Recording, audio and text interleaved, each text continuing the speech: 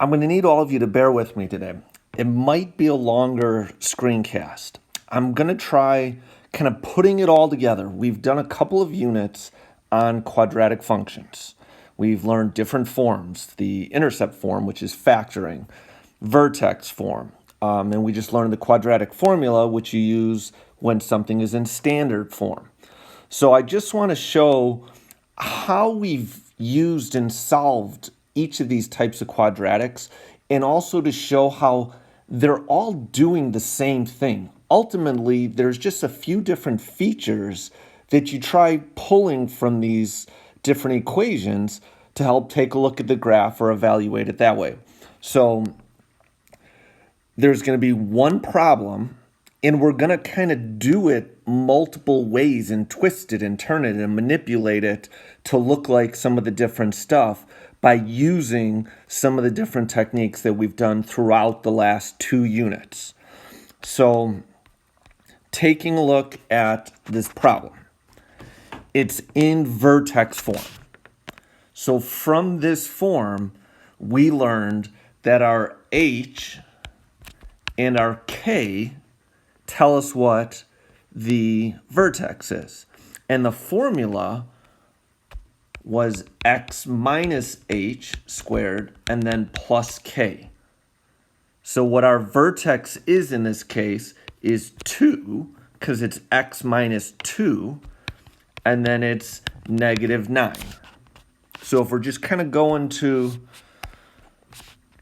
the graph, we're going to get 2, negative 9 as being the vertex. Other things that we have learned and seen. When something's in vertex form and we're trying to find the x-intercepts, we always put 0 in for the y. So if this was a 0 right there, the way we would solve, we would add 9 to both sides. So we're getting 9 is equal to x minus 2 squared. Now, normally this would be on this side. We know it's the same thing, but just to be consistent with the way we had it, I'll write it like that. Then we would square root both sides. And when we square root something, we get a positive and a negative root. So that's how we get the plus minus. So over here on the left, we have just x minus 2.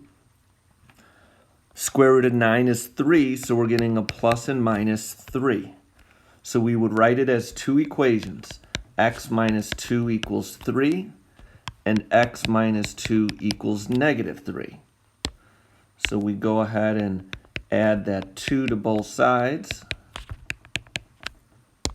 and we're getting x equals 5, x equals negative 1. And we know those x values are our x-intercepts. So the x-intercepts are at 5, 0, and negative 1, 0. For a y-intercept, what we always do, instead of setting y equal to 0, we set x equal to 0. So if I put a 0 right here, I get y equals 0 minus 2, which is negative 2, squared, minus 9. Negative 2 squared is 4. So 4 minus 9 is negative 5. So y equals negative 5. So that's our y-intercept. So 0, negative 5 is the y-intercept.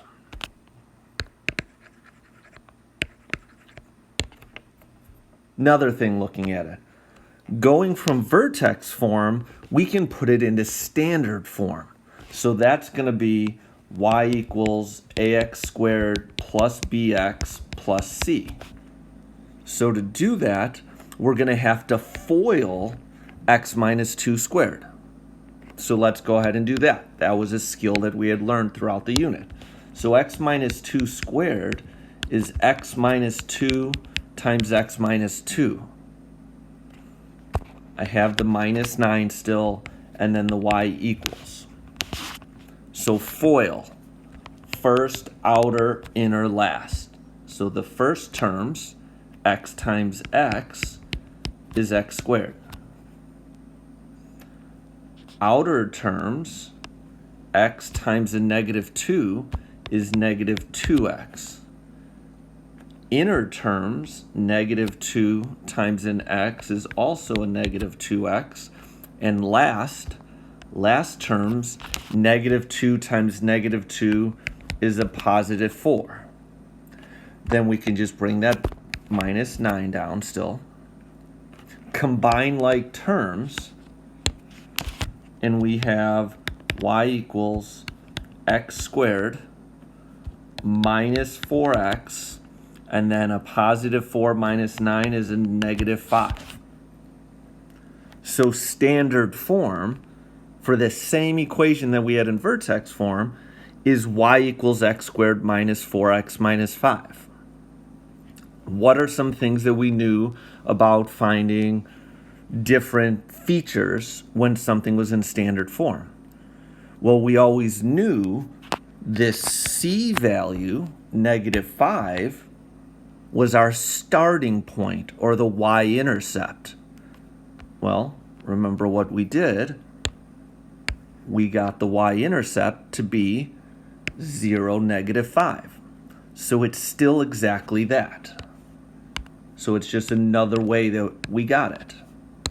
What's another thing that we did? We just learned the quadratic formula. So that's that big long thing. X equals opposite of b plus or minus square root b squared minus 4 times a times c all over 2 times a. So our a term is a 1, our b term is a negative 4, and our c term is negative 5. And that's going to find our x-intercepts. So x equals the opposite of negative 4, so positive 4, plus or minus square root b squared, so negative 4 squared, minus 4 times a times c, all over 2a. So we're just plugging those values in for the equation formula. We start to simplify. 4 plus or minus. Negative 4 squared is positive 16. And then it's minus 4 times 1 times negative 5. So it's a minus a negative 20, which is plus 20. Minus a negative is a plus. And then it's all over 2.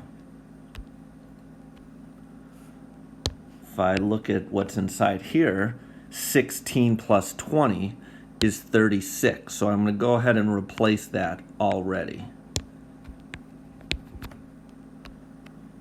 What is the square root of 36? 6. So we have x equals 4 plus or minus 6 over 2. So the two equations there are 4 plus 6 divided by 2 and 4 minus 6 divided by 2. So on the left, 4 plus 6 is 10. 10 divided by 2 is 5. On the right, 4 minus 6 is negative 2. Negative 2 divided by 2 is negative 1. So we're getting x-intercepts of 5 and negative 1, which we had found earlier of 5 and negative 1. We're doing the exact same thing. When we did quadratic formula, we always said, do that as a last case scenario. Well, what happens if it actually factors? Do that instead of the quadratic formula. So let's go back to when it's in standard form. Let's see if I could get rid of just some of the, I'll rewrite it. That was minus 4x. Minus 4x and minus 5. So in standard form, What if it factors? So the 1 times the negative 5, that's the number that goes on top, and then the negative 4 goes on the bottom. What two numbers multiply together to be negative 5 that add up to be negative 4? And you're getting negative 5 and positive 1. Since it's got a 1x squared in front, it's over 1x. So we write these like on their side, and you're getting 1x minus 5 and 1x plus 1. Now, those are all equal to 0. Remember, we put 0 in for y when we're trying to find the x-intercepts. The zero product property says if you multiply two things together and it equals 0, then one of them at least has to be 0. So that means x minus 5 is either 0 or x plus 1 has to equal 0. So we go ahead and solve that one, add 5 to both sides, subtract 1 from both sides. You're getting x equals 5 and x equals negative 1. Lo and behold, that's exactly what we were expecting because we had intercepts of 5 and negative 1. So we're doing all of these same things with quadratics, just coming from different forms and functions, but it's all doing the same thing. If you put a 0 in for x, you're finding the y-intercept. If you put a 0 in for y, you're finding the x-intercept. And then there's just all kinds of other little tricks to help you find stuff. So we learned factoring. We learned foiling, which is the distributed property. We've done vertex form. We've done all of those different things, and it's just kind of putting it all together right now to see how they're connected. So then ultimately we take a look at the graph. We had a y-intercept of 0, negative 5, which is right there. The x-intercept of 5, 0, and negative 1, 0. A vertex of 2, negative 9. And we can connect that to make our U-shape.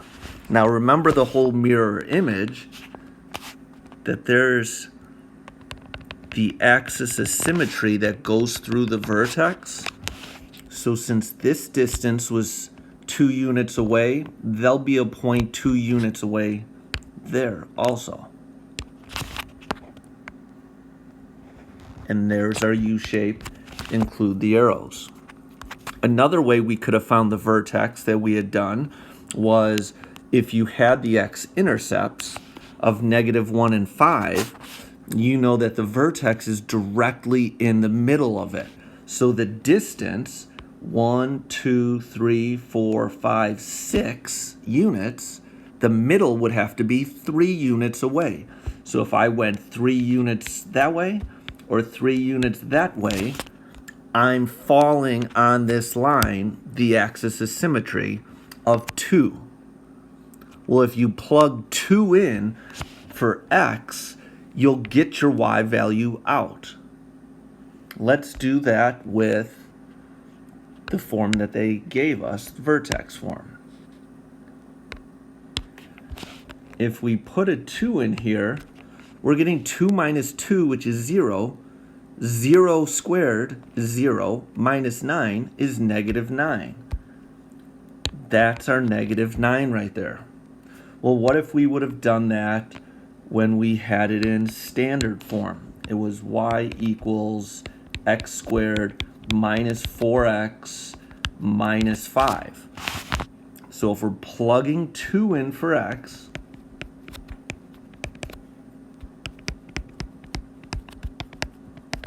two squared is 4, minus 4 times 2, so minus 8, and then minus 5. 4 minus 8 is negative 4. Negative 4 minus 5 is negative 9, exactly what we were expecting. So they're all connected. trying to piece those all together for you.